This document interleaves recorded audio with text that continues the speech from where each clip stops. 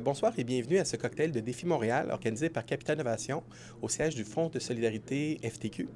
Ce soir, nous avons le plaisir de recevoir Mme Lynn Munger de Munger et Associés, qui est une des firmes importantes au Québec, spécialiste dans tout ce qui est la recherche et développement, à partir dans la fiscalité, donc un domaine essentiel, sinon crucial pour à peu près toutes les entreprises ici au Québec. Alors, Mme Munger, bonsoir. Bonsoir, Martin. Alors, vraiment, ça fait plaisir de vous rencontrer et de vous faire connaître un peu plus. Vous avez vraiment un rôle très fort, sachant que la plupart des entrepreneurs qui font de l'innovation au Québec travaillent avec les crédits d'impôt à la recherche et développement. Vous avez une équipe très spécialisée, vraiment, qui a plusieurs années d'expérience dans ce domaine. Oui, tout à fait. On a plusieurs conseillers avec des formations scientifiques dans différents domaines, mécanique, informatique, biotech, agroalimentaire et tout. Donc, on peut desservir des clients dans beaucoup de domaines au niveau technologique, l'innovation, etc. Oui. Quand vous rencontrez des entrepreneurs, parce que je sais que vous en rencontrez beaucoup, la PME innovante, c'est vraiment un produit québécois très fort. Vous en connaissez, je pense, d'un peu partout au Québec. Souvent, quelle est votre approche quand vous les rencontrez? Bien, en fait, quand je les rencontre, c'est d'analyser les projets qui peuvent être admissibles au niveau des critères du programme de crédit d'impôt RSCDE, d'établir un constat de la situation, c'est-à-dire quels sont le nombre de projets qui pourraient être admissibles selon ces critères, et par la suite de faire une évaluation des dépenses, un estimé des crédits d'impôt potentiels pour établir le potentiel de ces crédits à recevoir. Donc, on fait un constat de situation, comme je disais tout à l'heure. Donc, l'entrepreneur, quand il vous rencontre, tout de suite peut savoir un peu l'ampleur des bénéfices qu'il peut retirer, vraiment de maximiser les crédits d'impôt. Oui, tout à fait. Dès la première rencontre, on utilise environ 3 heures. C'est une rencontre gratuite. Et à la fin de cette rencontre, on laisse un tableau explicatif des crédits d'impôt potentiels.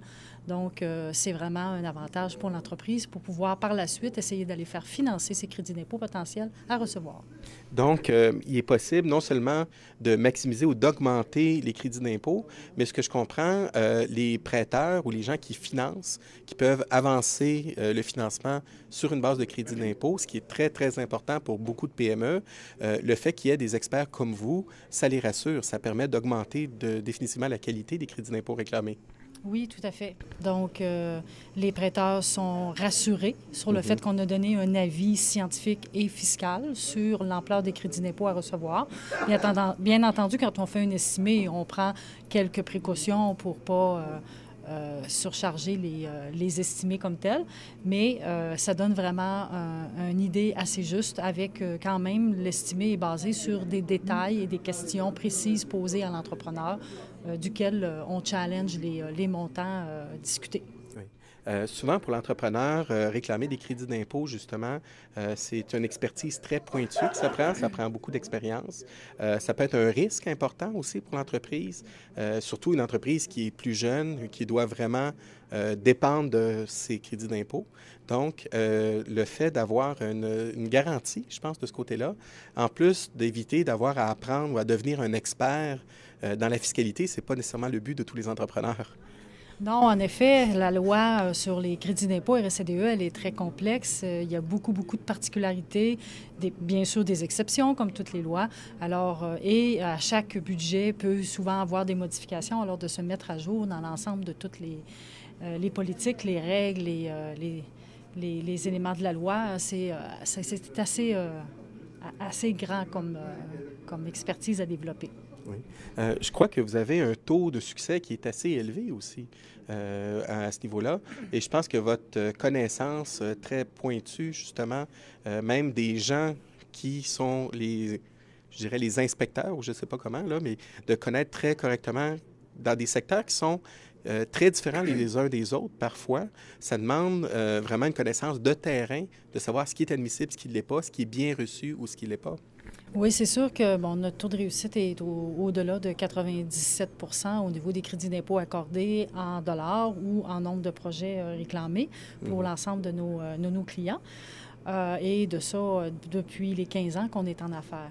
Mais effectivement, c'est très complexe pour les entreprises. Donc, il faut vraiment avoir une bonne connaissance de l'ensemble des critères du gouvernement. Surtout, un des avantages aussi, c'est de voir ces vérificateurs-là dans les entreprises clientes juger des projets des entreprises et poser des questions très, très précises. Donc, à chaque occasion, bien, on continue de parfaire notre expertise pour toujours améliorer notre façon d'analyser les dossiers en ligne avec les vérificateurs de l'Agence de revenus du Canada. OK. Et je sais que vous êtes très proche de vos clients. À un moment donné, quand vous travaillez pour connaître, maîtriser leur technologie, il y a tout un professionnalisme. Même souvent, vous pouvez les aider à mieux organiser, documenter et faire une optimisation de la gestion de la recherche-développement.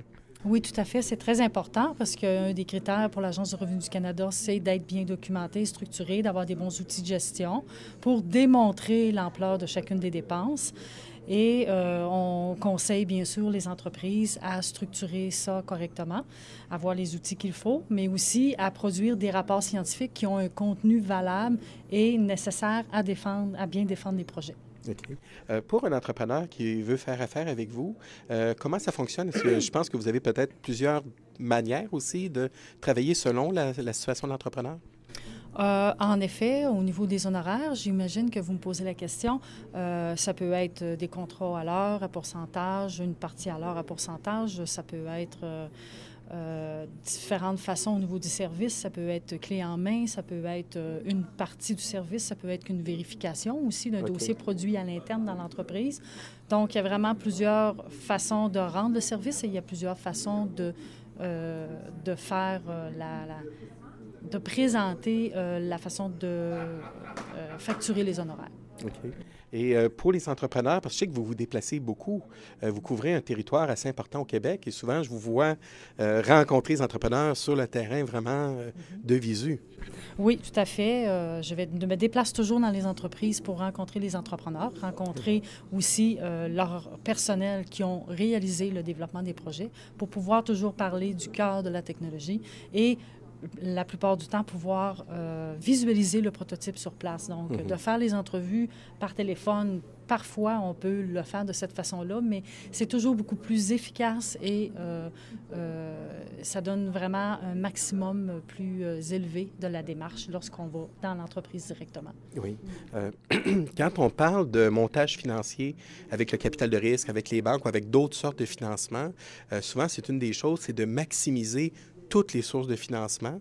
C'est dans la formation de Capital Innovation, c'est une des choses sur laquelle on vient systématiquement. Pour les entreprises en démarrage, c'est une des sources vraiment prépondérantes. Et quand on peut maximiser ce type de financement, les crédits d'impôt, recherche et développement, et je pense qu'il y a d'autres programmes aussi que vous connaissez bien, souvent c'est rassurant pour l'investisseur et ça permet d'augmenter, de solidifier le montage financier. Oui, bien en fait, l'impact qu'on a au niveau de l'optimisation des crédits, l'endroit où c'est vraiment optimum, c'est quand on est en amont du projet, dans le début du projet, avant même de préparer une réclamation de crédit d'impôt R&D. Donc, quand l'entreprise a l'intention de faire de la R&D et qu'elle développe, elle définit son plan d'action, c'est le moment où on peut vraiment optimiser et maximiser l'impact des crédits d'impôt R&D et par ailleurs aussi, tout le financement en lien avec le projet, c'est-à-dire d'identifier certains types de subventions que l'entreprise pourra aller chercher et le financement, bien sûr, soit du crédit d'impôt potentiel ou à même les dépenses de recherche et développement. Donc, c'est vraiment l'endroit où on est vraiment au maximum de notre valeur ajoutée du service auprès de l'entreprise. Ça fait quelques années qu'on travaille ensemble, que Monjar vient collaborer avec Capital Innovation, nos entrepreneurs. On en est très heureux. Et aussi, vous donnez même de la formation.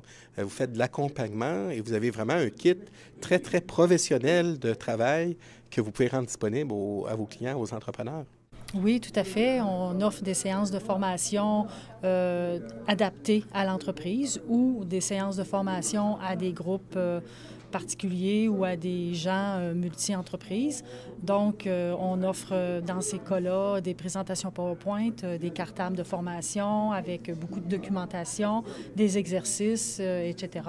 Donc, ça peut être adapté à différentes formes. Donc, ça peut être sous forme de conférence, une conférence de 15 minutes, une demi-heure, à des formations d'une journée, 2 jours, 3 jours, dépendamment de la profondeur à laquelle l'entreprise souhaite faire former ses employés dans l'entreprise. On conseille souvent aux entrepreneurs d'être bien entourés. d'avoir des bons conseillers. Je pense que c'est majeur quand une entreprise qui veut se structurer de façon professionnelle pour l'avenir, d'avoir des bons conseillers légaux, des conseillers comptables, des conseillers financiers. Mais les conseils, quand on dit optimisation de la recherche au développement, en particulier au Québec, c'est des conseils qui sont extrêmement rentables. Je pense que vous rapportez ou vous êtes une source de financement importante quand on peut augmenter justement ces réclamations pour les entrepreneurs. Oui, bien sûr. Le crédit d'impôt RSCDE est une source de financement très importante et il est très important pour les entreprises de ne pas laisser ces sommes-là sur la table. Puis pourquoi c'est important de faire affaire avec des experts comme nous, c'est surtout que les lois changent assez régulièrement. Ensuite, l'interprétation ou l'application du programme peut varier un peu d'un secteur à l'autre ou d'un domaine à l'autre. Et il n'est pas simple de rester à jour pour les entreprises ou les ingénieurs à l'interne qui doivent rédiger les rapports scientifiques, d'être vraiment alertes à suivre l'ensemble de toute l'application du programme.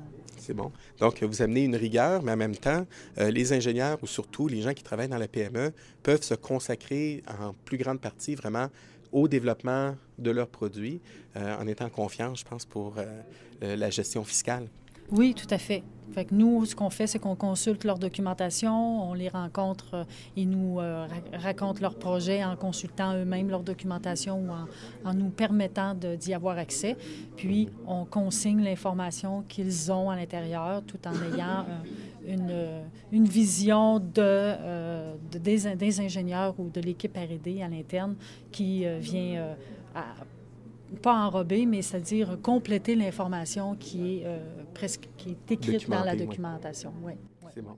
Alors, je pense que vous gagnez vraiment à être connu. Ça fait plaisir de vous rencontrer, de parler de votre expertise chez Munger et Associés. Et on vous souhaite vraiment de continuer d'appuyer le succès de beaucoup d'entrepreneurs. Bien, merci beaucoup. Ça m'a fait plaisir. À la prochaine. Au plaisir.